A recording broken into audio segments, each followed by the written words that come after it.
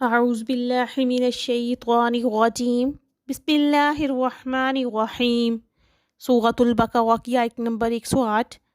ام تریدون ان تسألوا رسولکم کما سئل موسیٰ من قبل، کیا تم مسلمان بھی یہ چاہتے ہو کہ سوالات اور مطالبے کرو اپنے رسول اللہ صلی اللہ علیہ وآلہ وسلم سے، اسی طرح جیسے اس سے پہلے موسیٰ علیہ السلام سے کیے جا چکے ہیں۔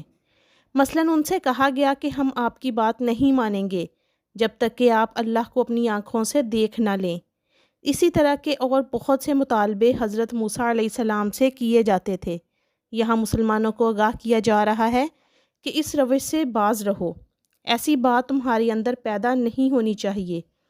وَمَن يَتَبَدَّلِ الْكُفْرِ بِالْإِيمَانِ فَقَدْ ضَلَّ سَوَاءَ السَّبِيلِ، اور جو کوئی ایمان کے بدلے کفر لے لے گا وہ تو بھٹک چکا سیدھی راہ سے۔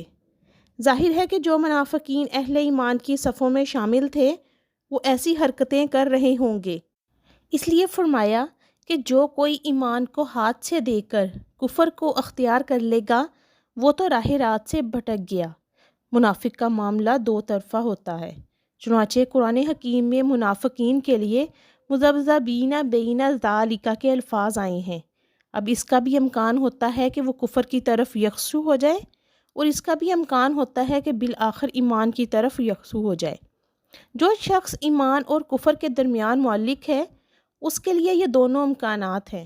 جو کفر کی طرف جا کر مستقل طور پر ادھر راغب ہو گیا، یہاں اس کا ذکر ہے۔ وَدَّ كَثِيرٌ مِّنْ أَهْلِ الْكِتَابِ لَوْ يُرَدُّونَكُم مِّن بَعْدِ إِيمَانِكُمْ كُفَّارًا، اہل کتاب میں سے بہت سے لوگ یہ چاہتے ہیں کہ کسی طرح تمہیں پھیر کر تمہارے ایمان کے بعد تمہیں پھر کافر بنا دیں۔ یہ ایسے ہی ہے جیسے کسی بلی کی دم کٹ جائے تو وہ چاہے گی کہ ساری بلیوں کی دمیں کٹ جائیں تاکہ وہ علیحدہ سے نمایاں نہ رہے۔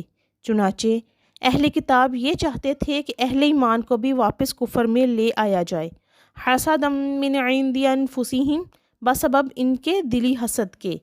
ان کا یہ طرز عمل ان کی حسد کی وجہ سے ہے کہ یہ نعمت مسلمانوں کو کیوں دے دی گئی۔ من بعد ما تبین لہم الحق، اس کے بعد کہ ان پر حق بالکل واضح ہو چکا ہے، وہ حق کو جان چکے ہیں اور پہچان چکے ہیں، کسی مغالطے یا غلط فہمی میں نہیں ہیں۔ فاعفوا واصفحوا، تو اے مسلمانوں تم معاف کرتے رہو اور صرف نظر سے کام لو۔ یہ بہت اہم مقام ہے۔ مسلمانوں کو باور کرایا جا رہا ہے کہ ابھی تو مدنی دور کا آغاز ہو رہا ہے، ابھی کشمکش اور کشاکش، مقابلہ و تصادم کے بڑے سخت مراحل آ رہے ہیں، چونکہ تمہارا سب سے پہلا محاذ کفار مکہ کے خلاف ہے، اور وہی سب سے بڑھ کر تم پر حملہ کریں گے اور ان سے تمہاری جنگیں ہوں گی۔ لہٰذا یہ جو آستین کے سانپ ہیں یعنی یہود، ان کو ابھی مت چھیڑو جب تک یہ خواب دیدہ پڑے ہوئے ہیں، انہیں پڑا رہنے دو۔ فی الحال ان کے طرز عمل کے بارے میں زیادہ توجہ نہ دو، بلکہ وہ درگزر اور چشم پوشی سے کام لیتے رہے۔ حتیٰ یأتی اللہ بامرہ، یہاں تک کہ اللہ اپنا فیصلہ لے آئے۔ ایک وقت آئے گا جب اے مسلمانوں تمہیں آخری غلبہ حاصل ہو جائے گا، اور جب تم باہر کے دشمنوں سے نمٹ لو گے، اور پھر ان اندرونی دشمنوں کے خلاف بھی تمہیں آزادی دی جائے گی اور ان کو بھی کیفر کردار تک پہنچا دو گے۔ ان اللہ علی کل شیء قدیر، یقیناً اللہ تعالیٰ ہر چیز پر قادر ہے۔ وَأَقِیمُوا الصَّلَاةَ وَآتُوا الزَّکَاةَ، اور نماز قائم کرو اور زکوٰۃ دیتے رہو۔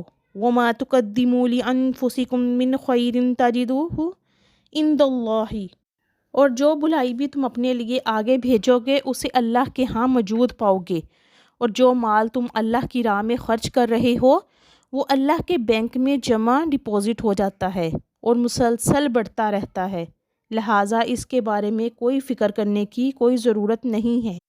آگے فرمایا جا رہا ہے، ان اللہ بما تعملون بصیر، یقیناً جو کچھ تم کر رہے ہو اللہ اسے دیکھ رہا ہے۔ وقالوا لن يدخل الجنۃ الا من كان هودا او نصارا، اور یہ کہتے ہیں ہرگز داخل نہ ہوگا جنت میں مگر وہی جو یہودی یا نصرانی ہو۔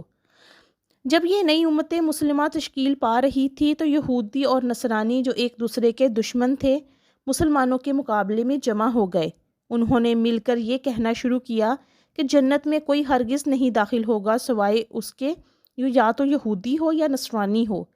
اس طرح کے مذہبی جتھے بندیاں مان کر ہمارے ہاں بھی بن جاتی ہیں۔